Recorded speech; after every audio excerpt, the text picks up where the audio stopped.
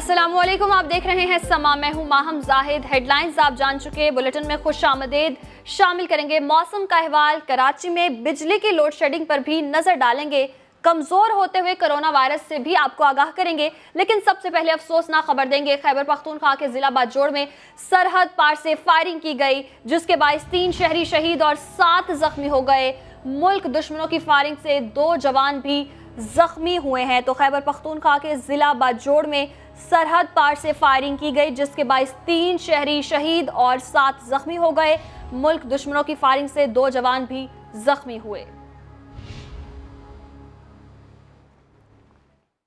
और आपको बताएंगे, भारतीय दहशतगर्द कुलभूषण तक कौंसलर रसाई से मुतालिक दिल्ली सरकार ने नया ड्रामा रचा लिया। शुक्रगुजार होने के बजाय पाकिस्तान पर एतराजात की बौछार कर दी। भारतीय वजारत खारजा के तर्जुमान ने झूठा दावा किया कि कुलभूषण तक काउंसलर रसाई आजादाना और बामकसद न थी। वजीर खारजा शाह महमूद कुरैशी कहते हैं कि भारत पाकिस्तान को दोबारा आलमी अदालत इंसाफ में ले जाने के लिए रिवायती प्रोपेगेंडा कर रहा है।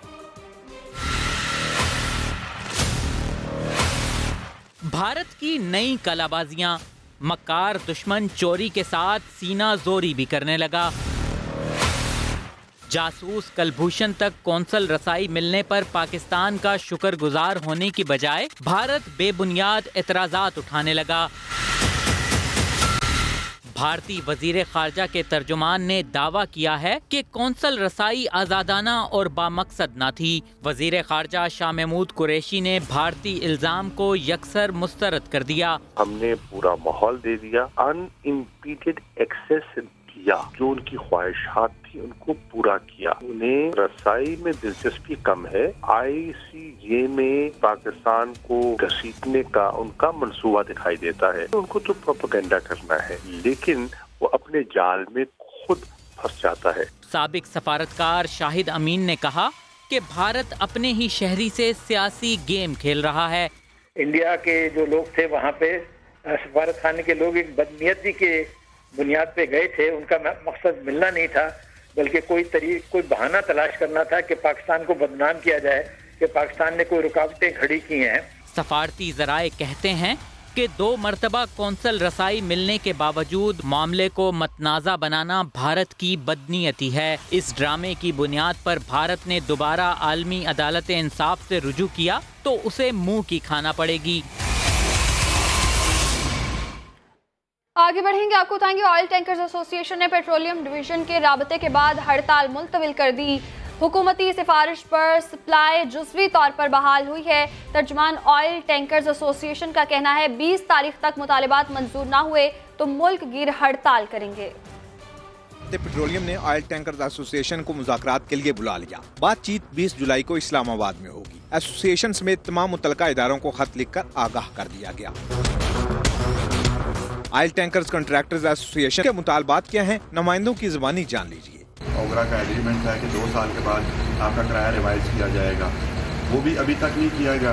दूसरा हमारा मेन मसला जो विदहोल्डिंग टैक्स है, उसकी शरह कम की जाए। पीर को ऑयल टैंकर्स एसोसिएशन के साथ मुज़ाकरात में हुकूमत की नुमाइंदगी मुआविन ख़ुसूसी पेट्रोलियम नदीम बाबर करेंगे। चेयरपर्सन ओगरा समेत दीगर हुकाम भी शरीक होंगे। हुकूमत ने बच्चों की घरेलू मुलाजिमत पर पाबंदी का फैसला कर लिया। श्री मजारी ने सेनेट को बताया कि काबीना ने इससे मुतालिक बिल की मंजूरी दे दी है। मजीद जानते हैं जहीर अली से। जी जहीर, बताइएगा।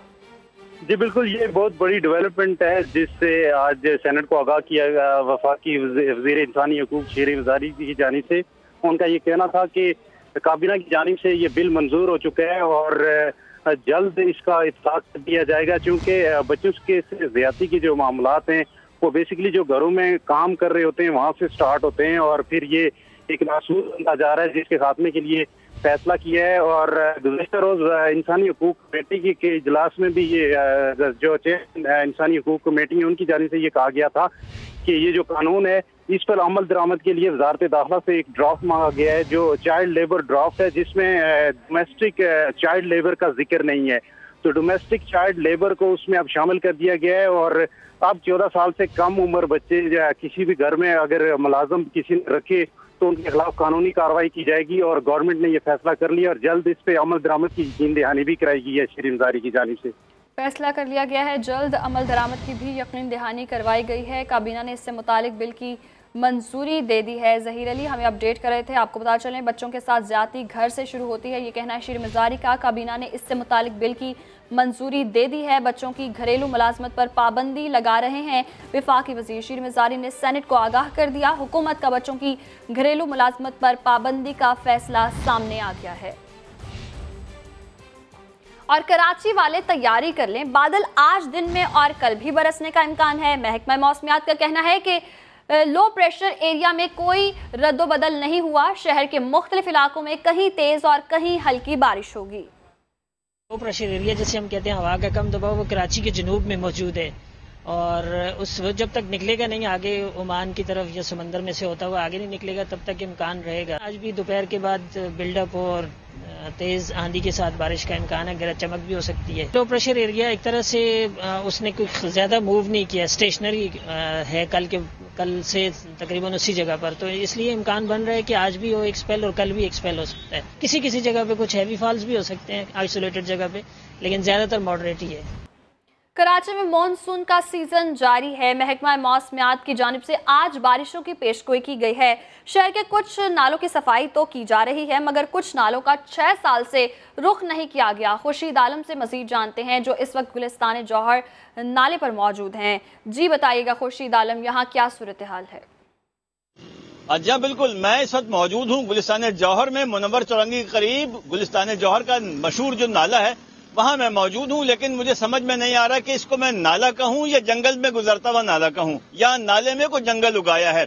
जौहर के इस इलाके में जो पहलवान गोट से होता हुआ ये नाला कलंदराबाद, रुस्तम जिक्री गोट, चिश्तीनगर से गुजरता है, लेकिन इसके अतराफ में जो आबादियां हैं, जो कच्ची आबादियां हैं, वहां पर भी हमने लोगों से बात की। उनका यह कहना था कि उन्होंने इस नाले को साफ होते हुए कभी नहीं देखा, और जो दूसरे लोगों से भी हमारी बात हुई, उनका यह कहना है कि ये नाला वजह तनाज़ा बन जाता है बाज़ औक़ात KMC की हदूद में या कैंटोनमेंट बोर्ड की हदूद के हवाले से। लेकिन इस नाले के अतराफ में जो लोग हैं उनका यह कहना है कि उन्होंने 5-7 साल से इस नाले की सफाई होते नहीं देखी। गुज़िश्ता रात की हल्की बारिश के बाद भी इस बात का अंदेशा था कि इसका पानी जो है अतराफ के घरों में, इलाके के कच्ची आबादियों में दाखिल होगा। अभी भी हमारी मुख्तलिफ लोगों से बात हुई तो उन्होंने इसी खौफ का, इसी अंदेशे का इजहार किया। लेकिन ये जितनी आबादियों से नाला गुजरता हुआ जा रहा है, वहां पर नाले की सफाई के कोई आसार अब तक नजर नहीं आ सके। दूसरी जानिब अगर हम बात करते हैं जिला बस्ती में गुजर नाले के कुछ चोकिंग पॉइंट्स की सफाई जरूर हो रही है, और दावा यह किया जा रहा है कि 30 से 40 डंपर वहां से निकालकर जाम चाकरों पहुंचाए जा रहे हैं, लेकिन कम से कम जौहर के इस इलाके में यहाँ नाले की सफाई नहीं देखी गई। जी, नाले की सफाई नहीं देखी गई यहाँ पर। बहुत शुक्रिया खुर्शीद आलम, आप हमें अपडेट कर रहे थे। रुख करेंगे लाहौर का, जहाँ सावन के दूसरे रोज भी बारिश जारी है, और बारिशों का मौजूदा सिलसिला कब तक जारी रहने का इम्कान है, इस बारे में समा के नुमाइंदे से बात करते हैं। मोहम्मद लुकमान हमारे साथ मौजूद हैं। जी मोहम्मद लुकमान, बताइएगा कि लाहौर में कैसा मौसम है, बारिशें कब तक जारी रहेंगी, क्या बताते हैं माहिरीन मौसमियात? यह सावन का दूसरा रोज है, दूसरे रोज भी बारिश जारी है। कल भी शदीद बारिश हुई थी। कल तो लाहौर में 35 मिलीमीटर से ज्यादा बारिश हुई थी, जिसकी वजह से काफी मुश्किलात आई। आज भी शहर के मुख्तलिफ इलाकों में बारिश जारी है। ये एक मानसून का पैटर्न होता है कि कई इलाकों में बारिश होती, कहीं नहीं होती, कहीं तेज होती, कहीं कम होती है। इसी तरह ये बारिश का सिलसिला आगे आइंदा भी जारी रहेगा। महकमा मौसमियात के मुताबिक अभी आज जुमा और हफ्ते को बारिश का जो सिलसिला पहला चल रहा है वो जारी रहेगा। उसके बाद नया सिलसिला इतवार से शुरू हो जाएगा और जो आगे 5 दिन चलता रहेगा। इस तरह ये सिलसिले जो हैं बारिश के आते ही रहेंगे। पूरा मानसून जो 15 सितंबर तक इसी तरह की कैफियत चलती रही, और यही होता है आमतौर पे। कभी जो सावन होता है उसमें ज़्यादा बारिश हो जाती है और कभी बादों में हो जाती है। देखिए इस दफ़ा क्या होता है। अभी तक तो जो बारिश है, जो अंदाज़ा है कि जुलाई में और जो अगस्त का जो मिड होगा उसमें बारिश ज़्यादा होगी, उसके बाद बारिशों के सिलसिले में कमी आनी शुरू हो जाएगी। बहुत शुक्रिया मोहम्मद लुकमान, आप हमें लाहौर के मौसम के हवाले से अपडेट कर रहे थे। आगे बढ़ेंगे और आपको बताएंगे लोड शेडिंग खत्म करने के दावे धरे के धरे रह गए। कराची का कोई इलाका ऐसा नहीं जहां घंटों बिजली न जाती हो। ओवर बिलिंग और लोड शेडिंग में इजाफा, हर शहरी इस पर सीख पा हो गया है। फैसल खान की रिपोर्ट देखिए।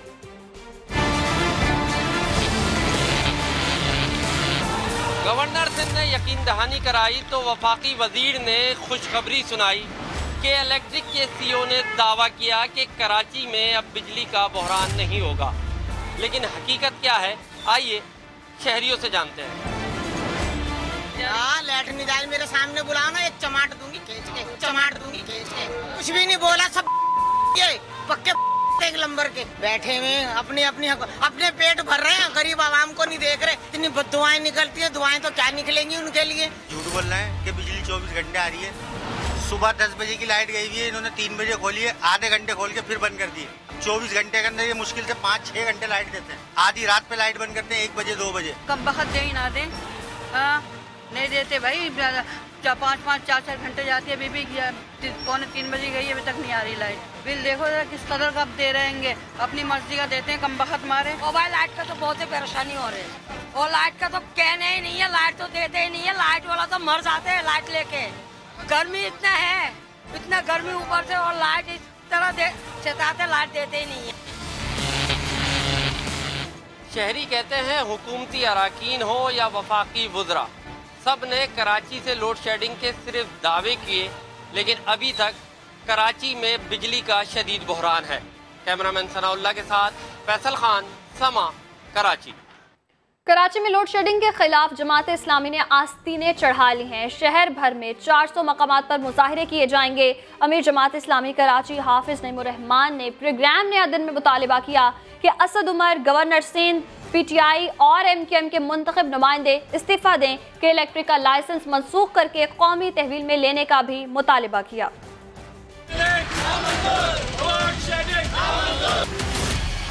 शहरी इंतहाई परेशान हाल है, कोई दूसरा रास्ता नजर नहीं आ रहा, लोगों में मायूसी फैल रही है। इसी तरह हमारी किस्मत में लोड शेडिंग है, इसी तरह बच्चों की तालीम मुतासिर होती रहेगी। आवाम को के इलेक्ट्रिक के रहमो करम पर नहीं छोड़ेंगे।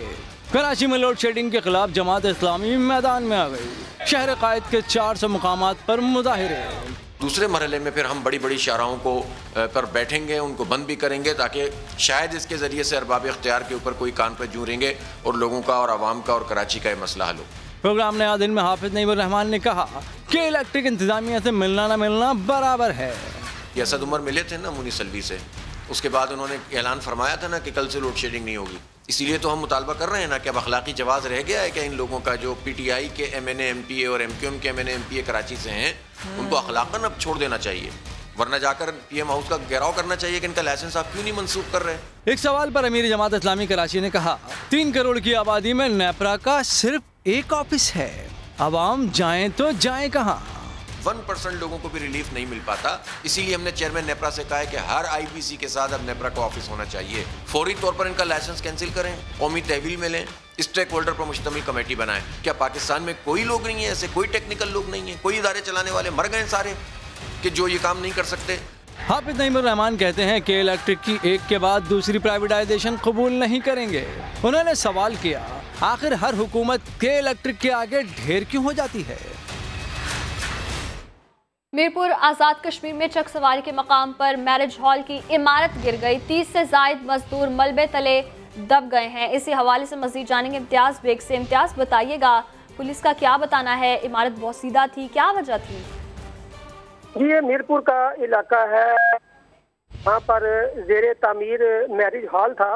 उसके एक पुरानी बिल्डिंग थी, उसके ऊपर नया हॉल तामीर किया जा रहा था और मकामी अफराद के मुताबिक जो नीचे वाली बिल्डिंग थी पुरानी, उसमें से दरवाजे निकाले जा रहे थे, जिस वजह से ये पूरी की पूरी इमारत जो है वो गिर गई है और इसमें 30 से ज्यादा अफराद हैं जो मलबे तले अभी तक दबे हुए हैं। मुकामी अफराद ने रेस्क्यू कार्रवाइयाँ शुरू की हुई हैं। अभी तक किसी भी जख्मी या किसी भी डेड बॉडी को वहाँ से नहीं निकाला जा सकता। DHQ मीरपुर जो है वो तकरीबन ट्रक सवारी से 30 और 45 मिनट के फासले पर है, लेकिन अभी तक कोई भी जख्मी DHQ मीरपुर नहीं लाया गया। रेस्क्यू की कार्रवाइयाँ जारी हैं। मुकामी अफराद भी की बहुत बड़ी तादाद भी इस वक्त कार्रवाइयों में मसरूफ है। रेस्क्यू एहलकार पहुंच गए हैं और इमदादी कार्रवाइयां जारी हैं। बहुत शुक्रिया इम्तियाज बेग, आप हमें अपडेट कर रहे थे। और आपको बताएंगे वजीर तालीम सिंध सईद गनी ने अली जैदी को एक और चैलेंज दे दिया। प्रोग्राम नया दिन में कहा अली जैदी इस्तीफा दें, मैं भी देता हूं, दोबारा इलेक्शन कराते हैं, देखते हैं कौन जीतेगा। इल्जाम लगाया कि हुकूमत स्टील मिल्स की तरह PIA को भी तबाह करना चाहती है। पंजाब हुकूमत की नाअहली को आटे बहरान की वजह करार दिया। अली जैदी असेंबली से इस्तीफा दें, आप सुबह असेंबली इस्तीफा दें और दंगल हो जाए। 1 सेकंड में अगर देना चाहता है मैं तो तैयार हूँ, लेकिन वो देगा नहीं। जो UC के चेयरमैन का इलेक्शन हार जाए, इस मुल्क की बदकिस्मती है। कि इनको मुसलत कर दिया गया, मुझे कोई एतराज़ नहीं भाई, मैं वो तो मेरे साथ टीवी बैठने को तैयार नहीं है, मेरे साथ मीडिया के सामने आकर बात करने को तैयार नहीं है। पंजाब में इस नालायक नाहल हुकूमत की मिसमैनेजमेंट की वजह से खामखा गंदम का बहरान पैदा हो रहा है, जो पाकिस्तान की 70% के करीब गंदम जहाँ पैदा होती है। अगर उस सूबे में भी गंदम का बहरान हो जाए तो उसका असर मुल्क के बाकी इलाकों पर ज़रूर पड़ता है। अब भी हुकूमत ने कोई अक्लमंदी नहीं की, कोई अगर सही स्टेप्स नहीं लिए तो ये गंदम का जो बहरान है, जो क्राइसिस है, इसमें इजाफा हो सकता है। मुझे समझ नहीं आती बात जो वज़ीर मौसूफ ने फरमाया असम्बली में, उनको ब्रीफ किसने किया था? मुझे जानबूझकर एक इनकी हरकत लगती है, से ये चाहते हों कि PIA को भी स्टील मिल की तरह ये ज़मीबोस करें, उसके बाद जो इनके अपने ATMs हैं, कोई ना कोई ज़ाहिर ख्वाहिशमंद होगा तो उसको कोई निज़ाम चलाने की कोशिश है। और आपको बताएंगे वजारत दाखिला ने संथिया रिची को क्लीन चिट दे दी। अमरीकी खातून को डिपोर्ट न करने का फैसला कर लिया गया। इस्लामाबाद हाई कोर्ट को भी आगाह कर दिया। कहा संथिया रिची किसी गैर कानूनी और रियासत मुखालिफ सरगर्मी में मुलव्वस नहीं, 31 अगस्त तक पाकिस्तान में रह सकती हैं, पीपल्स पार्टी के वकील ने कहा। और वजारत दाखिला अदालत को गुमराह कर रही है, फैसला चैलेंज करेंगे। सुहेल रशीद की रिपोर्ट देखिए। सिंथिया रिची को रिलीफ मिल गया। वजारत दाखिला का अमरीकी खातून को डिपोर्ट न करने का फैसला। पीपल्स पार्टी की दरख्वास्त पर किए गए फैसले की कॉपी इस्लामाबाद हाई कोर्ट में जमा करा दी। पीपल्स पार्टी की सिंथिया रिची को डिपोर्ट करने की दरख्वास्त पर समाअत चीफ जस्टिस अतहर मिनल्ला ने की। वजारत दाखिला ने अपने फैसले की कॉपी अदालत में जमा कराते हुए कहा, सिक्योरिटी इदारों के मुताबिक सिंथिया रिची किसी गैर कानूनी या रियासत मुखालिफ सरगर्मी में मुलव्विस नहीं। कोरोना के बाद गैर मुल्कियों के वीजों में 31 अगस्त तक तौसीह की गई थी। सिंथिया रिची 31 अगस्त तक पाकिस्तान में रह सकती हैं। अमरीकी ब्लॉगर भी अदालत में पेश। वजारत दाखिला के जवाब पर इत्मीनान, जबकि दरख्वास्त गुजार की अदम हाजिरी पर हैरत का इजहार किया। Petitioners in this particular case and subsequent cases have not been available. The Ministry of Interior has made its decision to extend my visa as per law, and I look forward to continuing the cases and putting full faith in my team. Peoples Party के वकील लतीफ खोसा ने हुकूमती फैसले को challenge करने का ऐलान कर दिया। हम उसको देखें और उसको चैलेंज तो मैं बिल्कुल करूँगा, यकीनन करूँगा। इंटीरियर सेक्रेटरी है, वो अपना जो है फराइज मनसबी वो कानून के तौर पर कमा हक अदा नहीं कर रहा। अदालत ने वजारत दाखिला के फैसले की कॉपी फरीकैन को फराहम करने की हिदायत करते हुए आइंदा जुमे को हतमी दलाइल तलब कर लिए। अहम खबर से आपको आगाह करेंगे। भारतीय खुफिया एजेंसी रॉ के गिरफ्तार मुलजिमान की निशानदही पर FIA ने कराची के इलाके सदर में कार्रवाई की है, जिसके नतीजे में बैनुल अक़वामी हवाला हुंडी के खुफिया नेटवर्क से वाबस्ता मुलजिम को गिरफ्तार कर लिया गया है। हुकाम के मुताबिक नेटवर्क से मुल्क दुश्मन अनासिर को रकम दी जाती थी। तो अहम खबर है जिसके हवाले से आपको अपडेट कर रहे हैं। FIA ने कराची के इलाके सदर में कार्रवाई की है। सऊद बिन मुर्तज़ा से जानेंगे। सऊद, बताइएगा इस कार्रवाई के हवाले से मुलजिमान की निशानदही हो गई। जी बिल्कुल, देखिए FIA काउंटर टेररिज्म विंग ने जो है सदर के इलाके में खुफिया इतला पर यह कार्रवाई की है। इस कार्रवाई के दौरान हवाला हुंडी के बैनुल अक़वामी खुफिया नेटवर्क से वाबस्ता मुलजिम यासीन को गिरफ्तार किया है।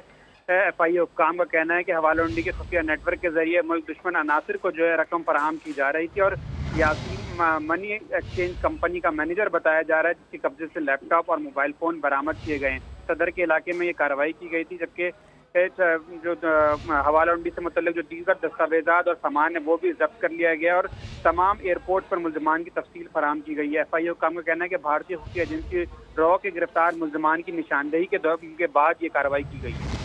जी बहुत शुक्रिया सऊद, आप हमें अपडेट कर रहे थे। सेशन कोर्ट कराची ने उज़ैर बलोच की अदम पेशी पर बरहमी का इजहार किया। जेल हुकाम ने अदालत को बताया कि कोरोना के बायस मुलजिम को अदालत में पेश नहीं कर सकते। अदालत ने आइंदा समात पर उज़ैर बलोच को पेश करने की हिदायत जारी कर दी। तो सेशन कोर्ट कराची ने उज़ैर बलोच की अदम पेशी पर बरहमी का इजहार किया है। जेल हुकाम ने अदालत को बताया कि कोरोना के बायस मुलजिम को अदालत में पेश नहीं कर सकते। अदालत ने आइंदा समात पर उज़ैर बलोच को पेश करने की हिदायत कर दी है। उज़ैर और दीगर पर 2012 में कालाकोट थाने पर हमला करने का इल्ज़ाम था। खबरें और भी हैं, शामिल करेंगे एक ब्रेक के बाद। आप रहिए समा के साथ। Welcome back. आपको बताएंगे इख्तियारात के गैर कानूनी इस्तेमाल और 137 कनाल आराजी की फरोख्त के केस में तफ्तीश के लिए साबिक वज़ीर दिफा ख्वाजा आसिफ नैब में पेश हुए, जिसके दौरान उनसे 1.5 घंटे तक तफ्तीश की गई। ख्वाजा आसिफ को गुज़श्ता पेशी पर गैर तसल्ली बख्श जवाब देने पर आज दोबारा तलब किया गया था, जबकि ख्वाजा आसिफ इस बार 11 के बजाय 10 बजे ही पेश हो गए। और आपको बताएंगे, वज़ीर आला पंजाब उस्मान बुज़दार ने डेरा गाजी खान का दौरा किया, जिसके दौरान सर्किट हाउस में अरकानीन असम्बली और शहरियों से मुलाकातें की। साथ ही जनूबी पंजाब को तरक्की के लिहाज से रोल मॉडल बनाने का ऐलान भी कर दिया। इस हवाले से मज़ीद जानते हैं समा के नुमाइंदे मोहम्मद अली जड़ से। जी मोहम्मद अली जड़, बताइएगा मज़ीद क्या कहना था वज़ीर आला पंजाब का? देखिए जी, वज़ीर पंजाब ने आज डीजी खान का दौरा किया तो उनका यही कहना था कि करप्ट नासिर के लिए कोई जगह नहीं है। जो तरक्याती काम है उनका खुद मॉनिटरिंग कर रहा हूँ, पूरे हर जिले में खुद जा रहा हूँ ताकि पता चले कि कहाँ पे क्या काम की सूरत हाल है। इस मौके पर जो अमादीन शहर है उनसे भी मुलाकात की, उन्हें ये यकीन दहानी कराई कि हुकूमत की अव्वलीन तरजीह है कि आवाम से ज़्यादा से ज़्यादा उन्हें सहूलियात फराम की जाए। उनके जो तरक्याती काम नहीं हो रहा है उनकी सख्त मॉनिटरिंग भी की जा रही है कि इस ज़िम्मन में जो अगर कोई करप्शन होती है तो उसका वो खुद नोटिस ले रहे हैं। और पहली प्रायोरिटी वो यही रखते हैं कि हर जिले में वो खुद जाएं, खुद जाके हालात का जायजा लें, लोगों से मिलें, उनकी आरा लें, फीडबैक लें, ताकि जो हुकूमत चाहती है कि फलाह बहबूद के काम हों, तामीर व मुरम्मत के काम हों, लोगों को खुशहाली मिले। और इसी तरह जो कोरोना के हवाले से इकदाम थे उनका यही कहना था कि इसमें भी हुकूमत ने खातिर ख्वाह मेहनत की, जिसके नतीजे सामने आ रहे हैं। हुकूमत ने खातिर ख्वाह मेहनत की है, ये कहना है वज़ीर आला पंजाब का। बहुत शुक्रिया मोहम्मद अली जड़, आप हमें अपडेट कर रहे थे। कोरोना केसेस में कमी क्या हुई? इस्लामाबाद के शहरियों ने बेएहतियाती की सारी हदें पार कर दी। जिला इंतजामिया ने अवाम को हर सूरत एहतियाती तदाबीर इख्तियार करने की वार्निंग जारी कर दी। शहजाद अली की रिपोर्ट में देखिए। घर हो या बाजार या फिर कोई और अवामी जगह, न कोई मास्क न ग्लव्स की जहमत। शहरियों ने कोरोना केसेस में कमी आते ही एहतियाती तदाबीर हवा में उड़ा दी। किसी का मास्क में गर्मी से दम घुटता है तो किसी की नजर में कोरोना तो सिर्फ एक शोशा है। अब वैसे कोरोना मेरे ख्याल से खत्म हो चुका है, इतना नहीं रहा। अभी गवर्नमेंट एक इशू बना रही है। मैंने इसलिए नहीं पहना क्योंकि मैं किसी से मिलता नहीं हूँ। डोंट थिंक सो कि यार कोरोना वगैरह था, क्योंकि हम लोगों ने तो देखा नहीं है। मास्क लगाने से सांस भी रुकती है। बढ़ती हुई बेहतियाती और लापरवाही को देखते हुए जिला इंतजामिया ने ऐसे तमाम शहरियों के खिलाफ कार्रवाई का इंदिया दे दिया। वेपन हमारे पास जो है इस बीमारी के खिलाफ वो मास्क ही है। जो लोग भी मार्केट्स में आएंगे, पब्लिक प्लेसेस में आएंगे और या ऑफिस में आएंगे और बगैर मास्क हमें नजर आए तो फिर उसकी 6 महीने तक की सजा भी है, 3000 तक के जुर्माने भी हैं। तो SOPs को फॉलो करें वरना फिर जुर्माने के लिए तैयार हो। कोरोना वायरस जानलेवा और खतरनाक है, जिसका वाहिद हल सिर्फ एहतियात में पोशीदा है। कोरोना केसेस में कमी का मतलब इसका खात्मा नहीं, बल्कि दुनिया भर की तरह यहाँ भी इसकी दूसरी इनिंग का खतरा है, लिहाजा एहतियात जरूरी है। कैमरामैन ज़ियाफत अब्बासी के साथ शहजाद अली, समा, इस्लामाबाद। और इस वक्त आपको बराह रास्त से चलेंगे लाहौर में सूबाई वज़ीर इत्तलात पंजाब फयाजुल हसन चौहान मीडिया से गुफ्तगू कर। गैलन पानी जो बारिश का पानी ज़ाया भी हो जाता था, उसकी तबाहकारियाँ भी होती थी और उसके नुकसानात भी होते थे, वो आज से 6-7 दिन पहले तक कंप्लीट होगा। उसके अलावा और कई लाहौर शहर के अंदर हमने जनाब उसको स्टार्ट लेना शुरू किया हुआ है और पूरे पंजाब के जितने बड़े शहर हैं, डिवीजनल हेडक्वार्टर, वहाँ पर ये कंसेप्ट लेके आ रहे हैं। क्या ये बुज़दार साहब का काम और विजन नहीं? फिर उसके अलावा आज की रिपोर्ट आपको दे दूं कि कंस्ट्रक्शन इंडस्ट्री जो वज़ीर आज़म पाकिस्तान इमरान खान साहब का सोच और स्कूल ऑफ थॉट था, जिसके तहत उनको एक स्पेशल रिलीफ दिया गया है, पंजाब हुकूमत ने ई खिदमत मराकज़, ई सर्विसेज सेंटर उनका आगाज़ कर दिया है और 4 सर्विसेज नक्शे की फराहमी हो गई, ज़मीन की तब्दीली हो गई और उसके अलावा बाकी जो डॉक्यूमेंट्स हैं हाउसिंग स्कीमों के लिए जो नामंजूरी है और NOCs हैं, 30 दिन, 45 दिन और 70 दिन का टाइम पीरियड तय करके ई मराकज़ कायम किए हैं कि ताकि एक्सपीडाइट हो काम। और कंस्ट्रक्शन का बिजनेस, कंस्ट्रक्शन की इंडस्ट्री जिसमें मजदूर भी हैं, जिसमें लेबर के PCO जनाब कंपोनेंट्स शामिल हैं और पेशे शामिल हैं, वो सारे के सारे उसमें फैसिलिटेट होंगे। क्या ये परफॉर्मेंस नहीं है? और बड़े एतमाद के साथ जनाब सरदार उस्मान बुज़दार साहब ये कर रहे हैं। फिर उसके बाद हमने आपकी जनाब ये मोबाइल अराजी रिकॉर्ड सेंटर्स, मोबाइल अराजी रिकॉर्ड सेंटर्स का कंसेप्ट दिया वज़ीर पंजाब सरदार उस्मान बुज़दार साहब ने। उसको अभी ये लेटेस्ट जो मैं आपको पिछले 10-15 दिन की जनाब एक्टिविटीज़ हैं वो मैं आपके सामने रख रहा हूँ। तो बताने का मकसद ये है कि उस्मान बुज़दार साहब पूरे एतमाद के साथ उछले कूदे बगैर, ये सामने पड़े हुए माइक को जनाब इस तरह किए बगैर और फड़कने थड़कने के बगैर और मीडिया के अंदर अपने बड़े बड़े थोपड़े एड्स के ऊपर लगाए बगैर, वो बड़े ही तहम्मुल के साथ, बर्दाश्त के साथ और बड़े ही इत्मीनान के साथ और बड़े ही पोलाइटली वो अपने काम पे लगे हुए हैं और बेहतरीन आवाम की खिदमत कर रहे हैं और पंजाब के अंदर बाकी उनकी टीम भी अपना अपना काम कर रही है। तो इस वजह से मैं रिक्वेस्ट करूँगा तमाम मीडिया के और पॉलिटिक्स पर, खुसूसन आल पाकिस्तान लूटमार एसोसिएशन, जिसका एक नया नाम मैंने दिया है गैर मुतहिदा अपोजिशन, मैं उनसे गुजारिश कि जनाबे वाला 3 साल और 1.5 महीना रह गए हैं, आप कोई सूबाई वज़ीर इत्तलात पंजाब फयाजुल हसन चौहान मीडिया से गुफ्तगू कर रहे थे। उनका कहना है उस्मान बुज़दार 5 साल तक वज़ीर आला पंजाब रहेंगे और वो बहुत ही इत्मीनान के साथ अपना काम जारी रखे हुए हैं। खबरें और भी हैं, शामिल करेंगे एक ब्रेक के बाद। और ईद उल अज़हा करीब आते ही मुनाफाखोरों ने प्याज और टमाटर समेत दीगर अशिया की कीमतें बढ़ा दी हैं। इस्लामाबाद से वहाब कामरान की रिपोर्ट देखिए।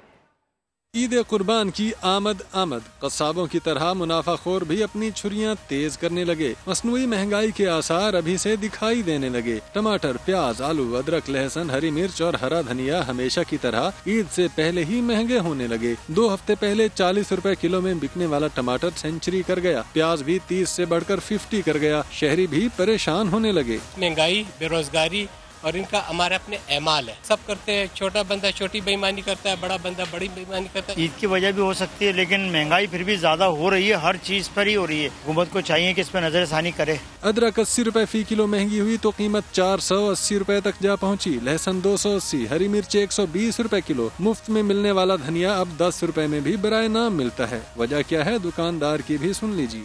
ईद पे लोगों का रुझान जो टमाटर और मिर्चें, लहसुन, अदरक पे ज्यादा होता है। ईद भी आ रही है और ऊपर से गर्मी की वजह से टमाटर बहुत खराब हो रहा है, इस वजह से जो है ना टमाटर महंगा हो गया है। शहरियों की दुहाई है कि हुकूमत कभी तो उनका ख्याल करते हुए बेलगाम मौसमी मुनाफाखोरों को लगाम डाले। ईद कुर्बान से पहले ही जिस तरह मुनाफाखोर माफिया आवाम की खाल उतारने में मसरूफ है, हुकूमत को भी उसके खिलाफ सख्ती से निमटना चाहिए। कैमरामैन उस्मान चीमा के साथ वहाब कामरान, समा, इस्लामाबाद।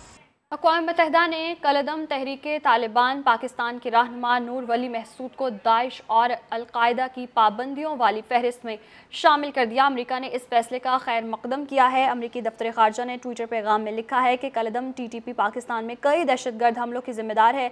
अमेरिका सितंबर 2019 में नूर वली को दहशतगर्द करार दे चुका है। इस बुलेटिन से इतना ही। ब्रेक के बाद हाजिर होंगे हेडलाइंस के साथ। आप देखते रहिए समा।